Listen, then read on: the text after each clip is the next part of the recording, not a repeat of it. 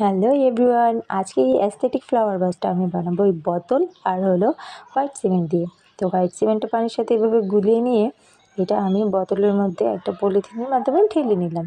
এখন জাস্ট শুকানোর পালা, শুকিয়ে গেলেই এটার যে উপরের স্টেপের ডিজাইনটা সেটা আমি করে নেব। তো মাঝখানে যাতে জায়গা থাকে এই জন্য আমি একটা কাগজ মুড়িয়ে এটার ভিতরে দিয়ে নিয়েছি। এখন এটা শুকিয়ে গেছে, আর শুকিয়ে যাওয়ার পরে এটা আমি খুলে নিলাম। এখন এটাতে যে স্টেপের কাজটা সেটা আমি করে নিব। এটা একটু কষ্টের কাজ, এটা একটু সময় নিয়ে আস্তে আস্তে করতে হবে যাতে এটা ভেঙে না যায়। তো ব্যাস হয়ে গেছে আমার কাজ করা। তো এখন রং করব, আর এর আগে কিন্তু আমি এটা শিস কাগজ দিয়ে ভালো করে ঘষে নিয়েছিলাম। তো রং করা শেষ।